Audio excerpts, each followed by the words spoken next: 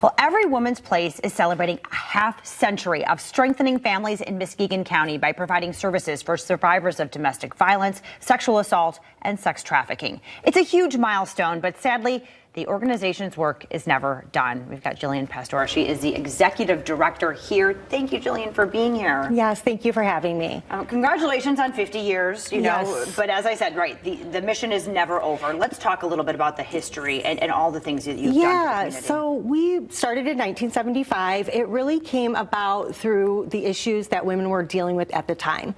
So a lot of economic empowerment issues, job readiness, childcare, transportation.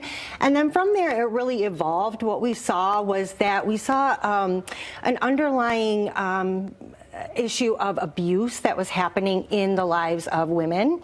And so our services then kind of evolved into families and children. We had Webster House for quite a while, which helped with runaway youth.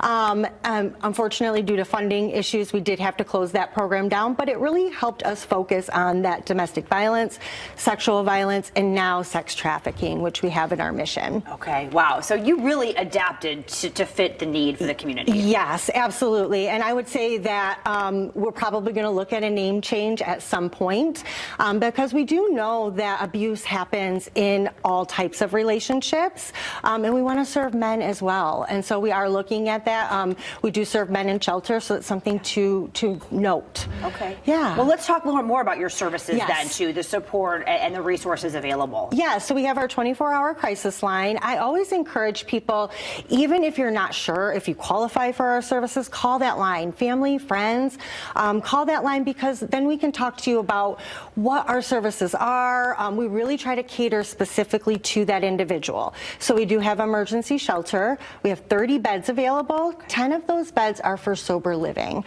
So we do handle issues of substance use as well and reunification with children. So we have 10 beds for that.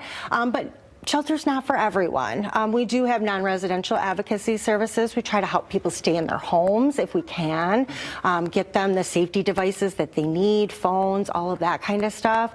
And then we have some transitional housing programs as well. So some 2-year opportunities for people to have that step up, right, to own their own home.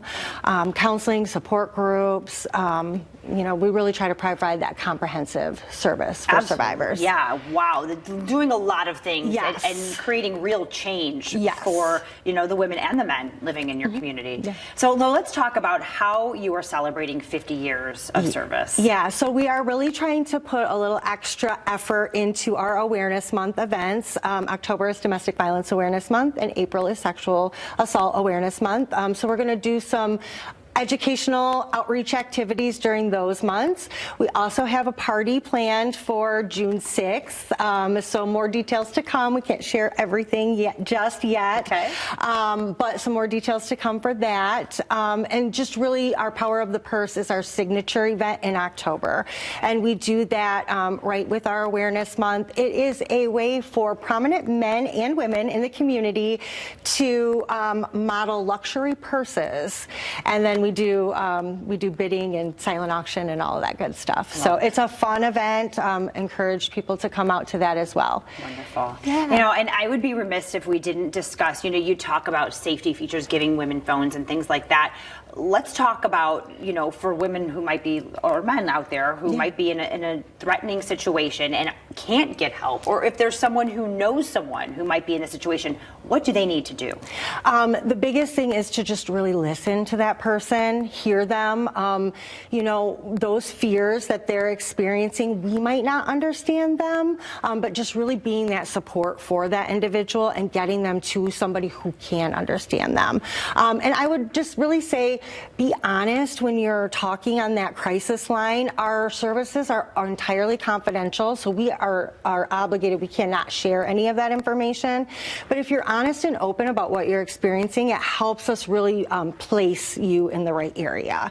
And then you're more successful. So Absolutely. Yeah. And you guys just provide so much support. This is such a wonderful organization. Yes, thank Is there a way for people to get to volunteer as well? Absolutely, yes. We always have volunteer opportunities available. We have just one-off events that you can join, staff a resource table, but we also do have opportunities to do some direct service with our individuals. So you do have to go through a 40-hour training. It's pretty intensive, but it's a great way to give back to the community. Wonderful. Well, thank you so much for being here, Yes. and congratulations on 50 years. So many ways to get involved in Every Woman's Place. You want to learn more, everywomansplace.org. Crisis number right there on your screen, 231-722-3333, or you can just pick up and call that office as well. We'll be right back.